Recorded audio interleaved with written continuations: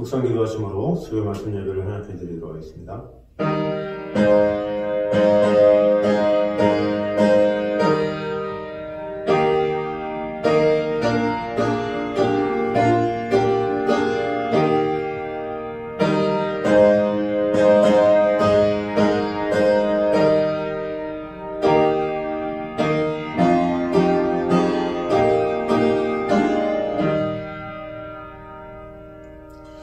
영원하신 왕 곧 썩지 아니하고 보이지 아니하고 홀로 하나이신 하나님께 존귀와 영광이 영원무궁하도록 있을지어다.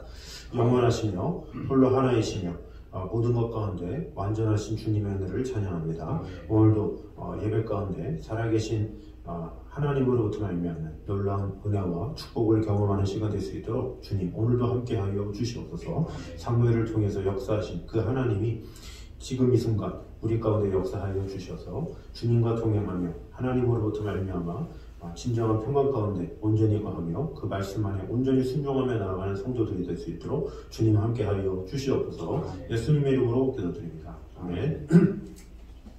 찬송가 196장 찬양하겠습니다.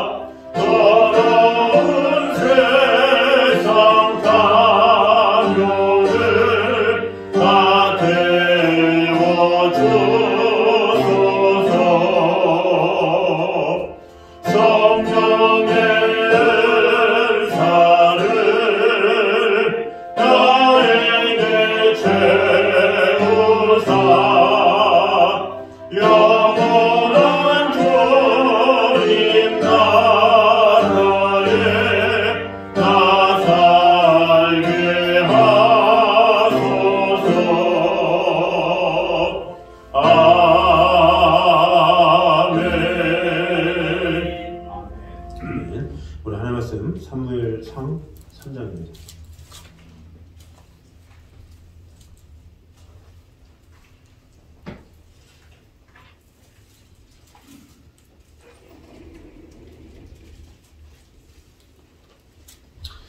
사무엘상 3장 15절에서 4장 1절 상반절까지 말씀입니다.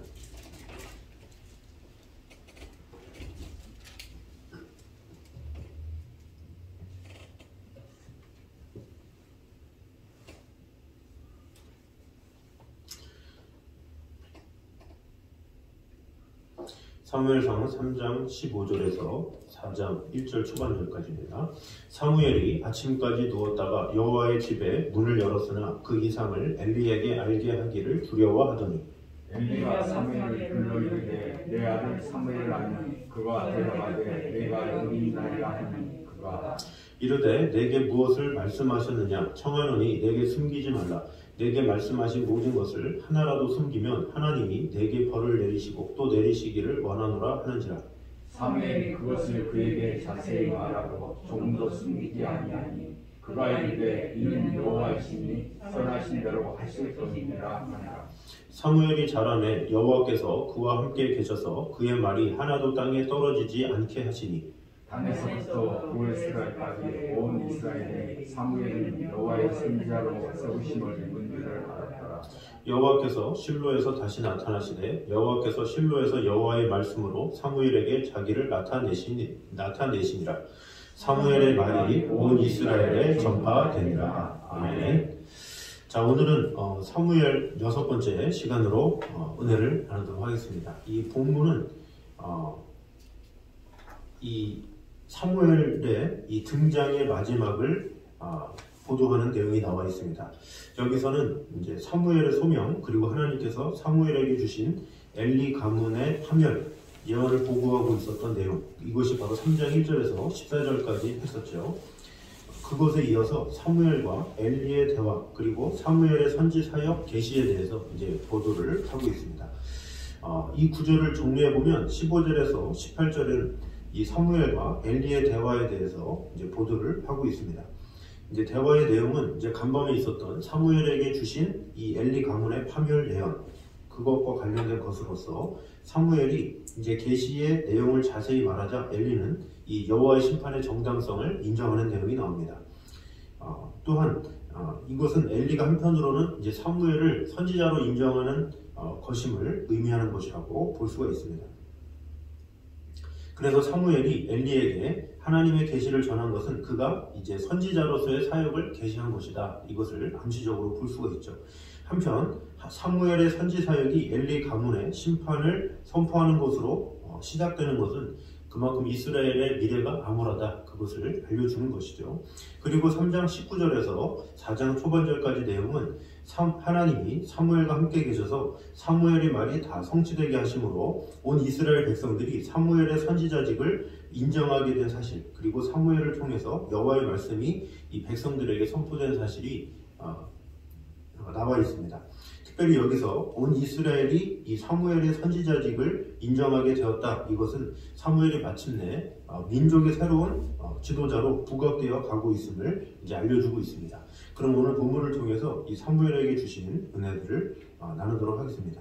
먼저는 이 저주라도 하나님에게서 비롯된 것이라면 그 선함을 인정할 수 있어야 함을 보여주고 있습니다. 우리 18절 말씀을 보면 사무엘이 그것을 그에게 자세히 말하고 조금도 숨기지 아니하니 그가 이르되 이는 여호와시니 선하신 대로 하실 것이니이다 하니라. 이렇게 엘리의 반응이 나오죠. 사무엘로부터 하나님의 말씀을 들었습니다. 그랬더니 엘리가 하는 말이 이는 여호와이시니 선하신 대로 하실 것이니라 이렇게 했다는 거죠. 이것은 엘리가 비록 자녀들을 제대로 양육하지 못하여서 이스라엘에 본이 되지 못하고 가문의 멸망을 자초하긴 했지만 그 자신은 여호와에 대한 신앙을 이제 그대로 간직했음을 보여주죠. 왜냐하면 이런 솔직한 얘기, 솔직한 대답, 솔직하게 자신의 죄를 인정하는 것, 이것은 쉽지 않죠. 진정한 믿음의 사람이기 때문에 엘리는 그것에 대한 경고를 자신의 것으로 받아들이고 그대로 인정했다라는 것을 알 수가 있습니다. 그래서 이 말을 통해서 이 사무엘, 이 어린아이의 입을 통해서 하는 말이지만 이것이 하나님께로부터 말미암은 말이구나, 그것을 인정한 것이고, 또 비록 그 여호와의 말로 인해서 징벌이 자신한테 온다 할지라도 그것은 당연한 것이다 이렇게 인정함으로 인해서 이 하나님의 이 주권, 그것을 인정한 엘리의 모습을 볼 수가 있습니다. 사실 이 자신에게 저주와 화가 온다라는 그 말을 듣고 어느 누가 기분 좋겠습니까? 그런데 그것에 대해서 순수하게 그것을 받는다라는 것은 그만큼 엘리가 자녀들은 교육이 잘못되었지만 본인의 신앙은 그래도 뭔가 세워져 있는 것을 볼 수가 있습니다. 욥도 어땠습니까? 죄 없이 고난을 받으면서 욥기 2장 10절에 이렇게 고백하죠. 우리가 하나님께 복을 받았은즉 재앙도 받지 아니하겠느냐, 이렇게 이야기를 하고 있죠. 그래서 하나님께로부터 말미암은 이 재앙을 받을 때 그것을 그대로 묵묵히 받아들이고 이게 순종한 자야말로 어떻게 보면 신앙의 대단한 모습이다라고 볼 수가 있습니다. 잠언 기자는 잠언 14장 12절에 이렇게 말씀합니다. 어떤 길은 사람의 보기에 바르나 필경은 사망의 길이니라, 이렇게 하죠.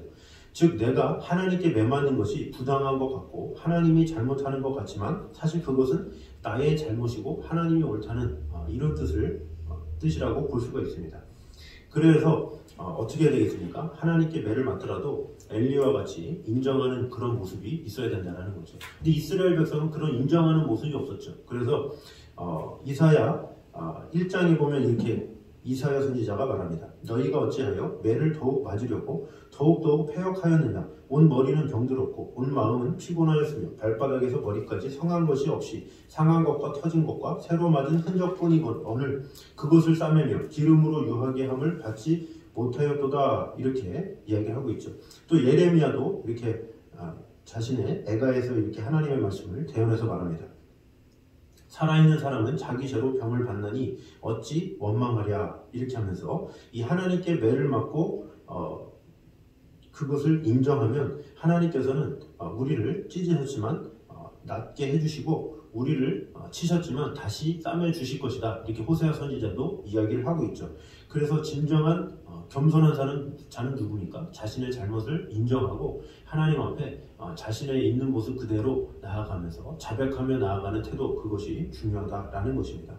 그래서 이런 하나님 앞에 나의 모든 것을 내어놓고 자신을 인정하고 자신의 연약함을 다 내려놓고 나아갈 때 하나님께서 우리를 용서해 주시고 지켜주시고 돌봐주시고 함께 하신다라는 것입니다. 그래서 요한일서 1장 9절에 보면 오직 하나님은 미쁘셔서 우리가 자백한 것, 그런 것을 다 사하여 주신다, 이렇게 말을 하고 있죠.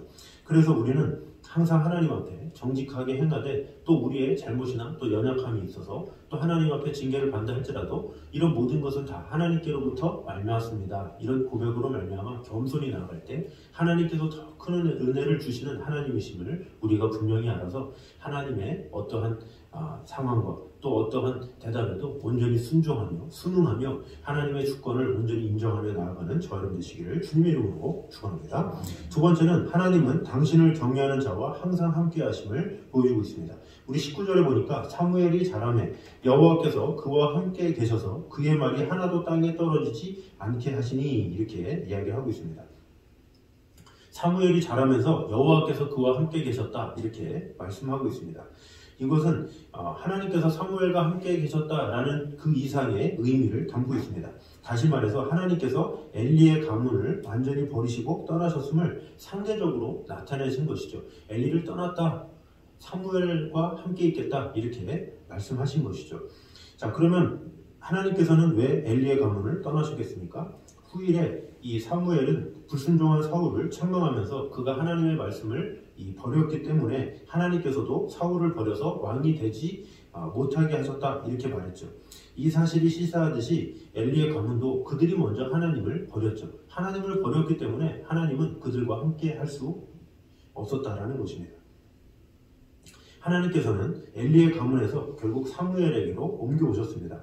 이것은 사무엘은 엘리의 가문과는 달리 하나님의 말씀을 듣고 또 이상을 보았으면서도 사실상 이 차기 제사장으로 내장되어 있으면서도 오만에 빠지거나 하나님을 경외해서 벗어나지 아니하고 여전히 하나님을 경외했음을 알려주고 있습니다.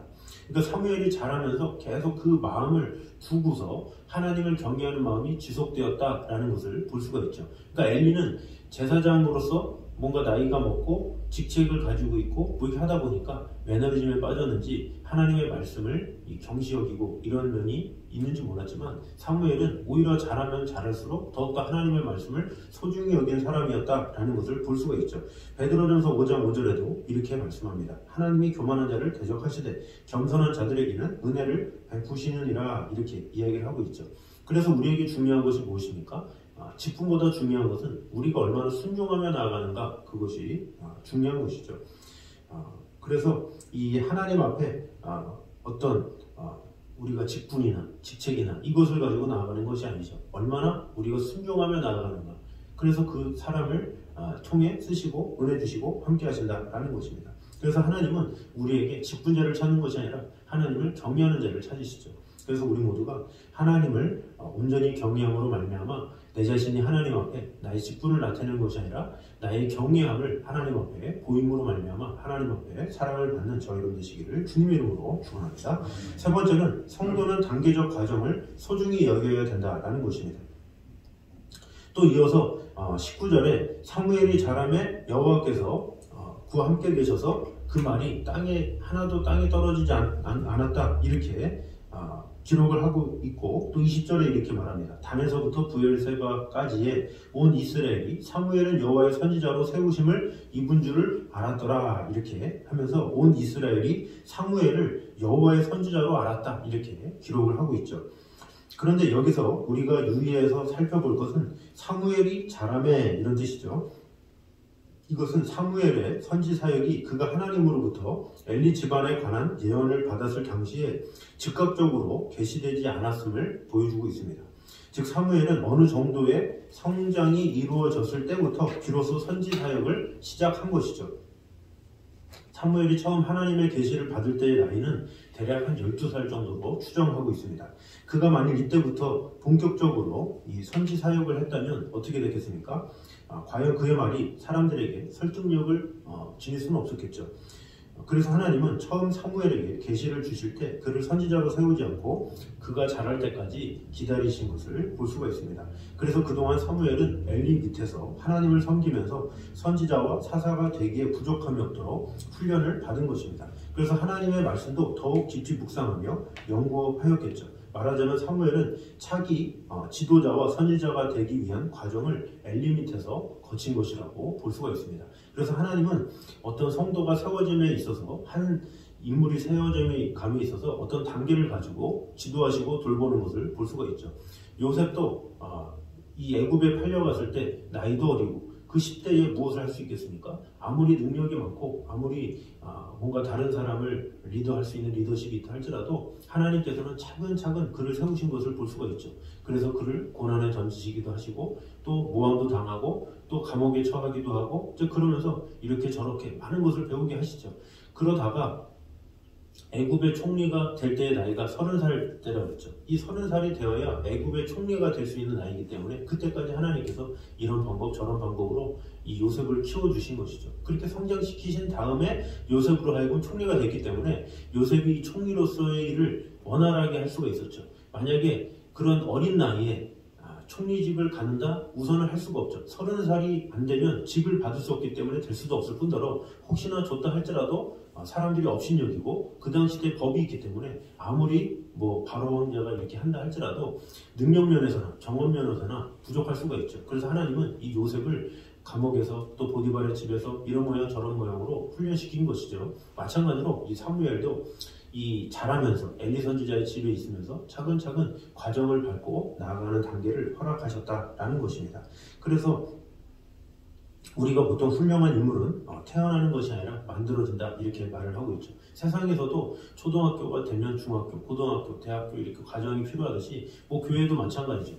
직분이 이렇게 조금씩 이렇게 하면서 조금 더 연단되고 더욱더 하나님 앞에 이렇게 세워지는 것처럼 우리가 어떤 이 단계를 작게 여기는 것이 아니라 그 단계를 소중히 여기고 준비되는 그 과정이 나에게 얼마나 귀한 것인지를 소중히 여김으로 말미암아서 나의 지금 상태가 어떤지 그것을 보는 것이 아니라 나의 단계는 앞으로 나아질 수밖에 없다라는 믿음을 가지고 지금 있는 단계에 오히려 순종하면서 그 단계에 최선을 다하고 준비될 때 하나님께서 그 다음 단계로 이끄심을 믿고 오직 지금 이 순간 충성하며 나아가는 저와 여러분 되시기를 주님의 이름으로 축원합니다. 네 번째는 사람의 생각을 하나님보다 앞세워서는 안 된다라는 것입니다. 20절을 다시 보면 단에서부터 브엘세바까지 온 이스라엘이 사무엘은 여호와의 선지자로 세우심을 입은 줄을 알았더라 이렇게 말합니다. 이것은 하나님께서 일하시는 어떤 특정한 방식을 우리에게 깨우쳐주는 보도입니다. 하나님께서는 엘리 가문을 엄히 징계하셨다 이렇게 말씀하셨죠. 따라서 사무엘은 물론 누구라도 사무엘이 엘리의 제사장 직분을 이어받으리라고 생각을 했을 것입니다. 엘리가 사사로 있었으니까 사사 직분을 이어받게 될 것이라고 생각할 수 있습니다. 제사장 엘리부터도 그렇게 생각했을 법하죠. 그게 상식이죠. 왜? 그곳에서 자랐고 또 사무엘이 그렇게 했기 때문에 배워왔기 때문에 당연히 사사기권이 생각을 했는데 어떻게 합니까? 하나님은 그러한 상식을 택하지 않고 하나님께서 사무엘을 제사장이나 사사가 아니라 그를 먼저 선지자로 부르시고 그 다음에 이스라엘 백성 가운데 세우신 것을 볼 수가 있습니다. 그럼으로써 어떤 결과를 가져옵니까? 엘리 가문과 사무엘 사이에 혹시 생길지도 모르는 긴장을 해소하신 것을 볼 수가 있죠.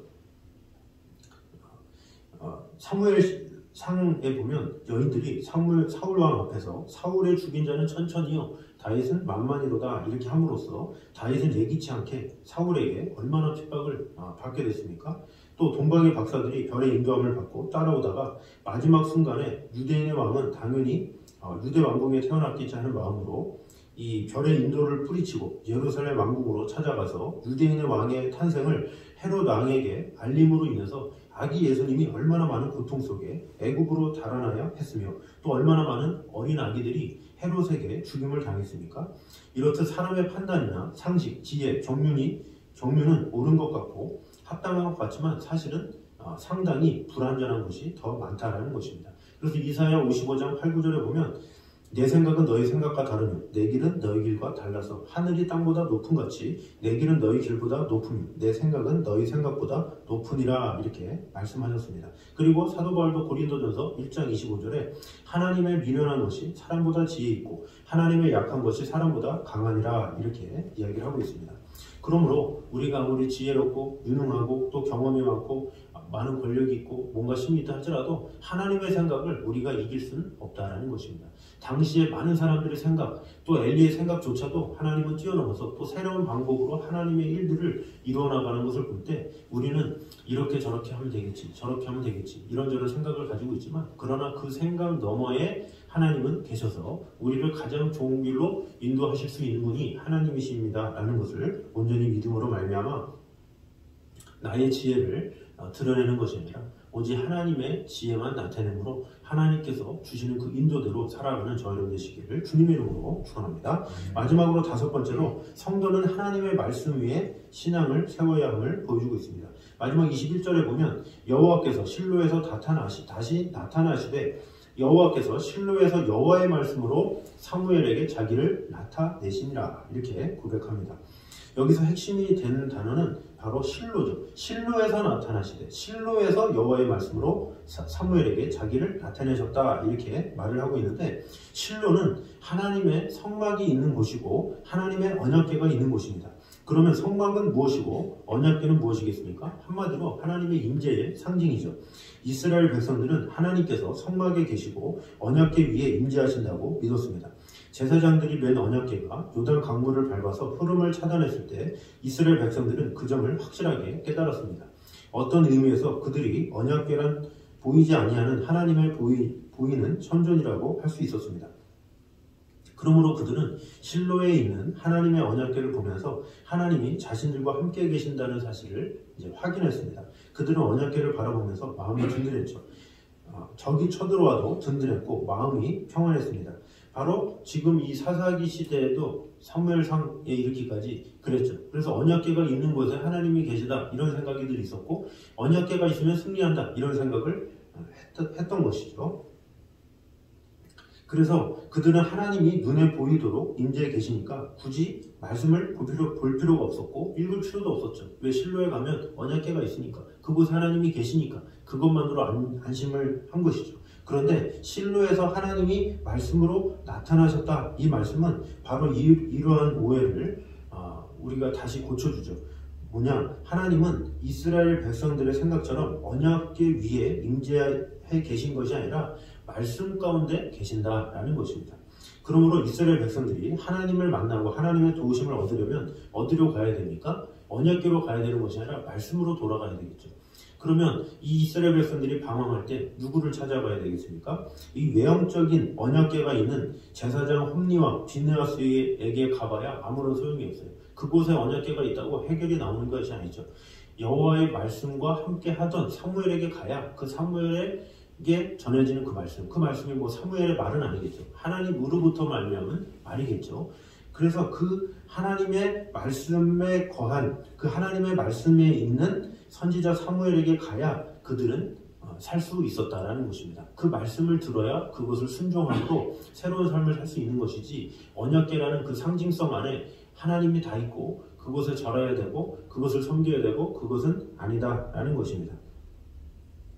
이에 대해서 잘 보여주는 사건이 이 4장의 사건입니다. 거기에 보면 이스라엘 백성들은 블레셋과의 전투에서 패하자 다음 전투 때에는 제사장 홈니와 비느하스로 하여금 언약궤를 메고 이제 출전하도록 시키죠.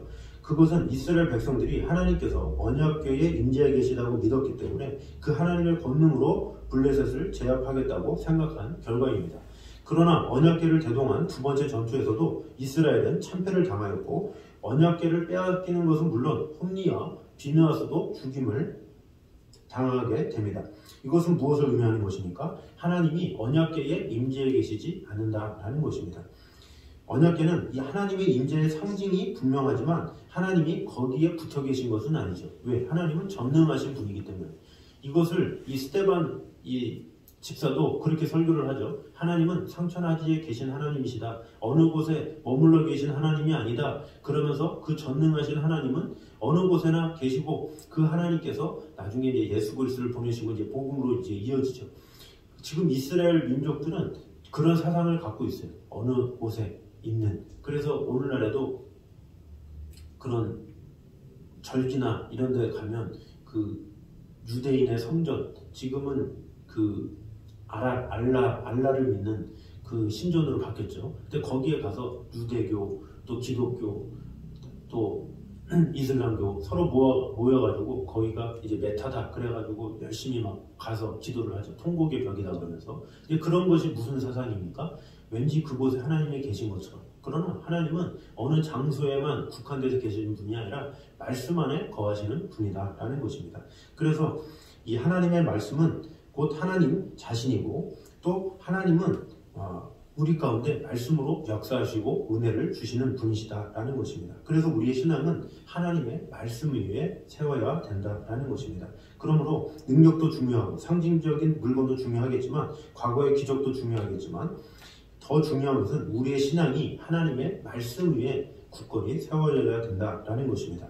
말씀에 기초하지 않는 기적과 능력, 말씀에 기초하지 않는 실천, 이 모든 것은 모래 위에 지은 집과 같다라는 것입니다. 어떠한 상황에서도 말씀 안에 온전히 굳게 세워짐으로 말미암아 모든 것 가운데 역사하시는 하나님의 영광을 오늘도 맛보는 저와 여러분 되시기를 주님의 이름으로 축원합니다. 기도하겠습니다. 사랑해 주님 감사합니다. 우리와 함께 하시는 주님, 지켜주시는 주님, 오늘 사무엘에게 함께 하신 하나님의 은혜와 평강을 오늘 보게 되었습니다. 어떠한 상황에서도 하나님의 주권을 인정하는 자가 되게 하여 주시옵소서. 또한 하나님은 당신을 경외하는 자와 항상 함께 하시는 것을 오늘 보게 되었습니다. 어떤 직분을 의지하는 것이 아니라 오직 하나님을 경외하는 그런 마음을 늘 가지는 그런 성도들 되게 하여 주시옵소서. 또한 하나님께서 한 사람 한 사람 단계적으로 세우시는 것을 보게 되었습니다. 우리가 어떤 단계에 있든지 열심히 하나님의 말씀에 순종하며 나가는 성도들이 될 수 있도록 주님 함께 하여 주시옵소서. 또한 사람의 생각을 하나님보다 앞세우지 아니하고 오직 하나님께서 주시는 지혜로 살아갈 수 있는 성도가 되게 하여 주시옵소서. 또한 그 무엇보다 우리가 이 하나님을 그 말씀 위에 온전히 세우며 그 말씀 안에 온전히 거하는 그런 자들이 되게 하여 주셔서 하나님이 나와 함께 하심을 말씀을 통해서 알게 하시고 깨닫게 하시고 그 말씀으로 승리하게 하시고 그 말씀으로 거듭나게 하시고 그 말씀으로 늘 새롭게 되는 우리 귀한 성도들의 삶이 될 수 있도록 지켜주시고 함께하여 주시옵소서. 사무엘이 끝까지 하나님의 말씀을 순종함으로 그 선지자직을 잘 감당했던 것처럼 우리 또한 하나님의 말씀을 잘 간직함으로 하나님께서 주신 귀한 사명 잘 감당할 수 있는 성도들이 될 수 있도록 주님 함께하여 주시옵소서. 예수님의 이름으로 기도드립니다. 아멘. 우리 찬송가 312장 찬양하도록 하겠습니다. 주의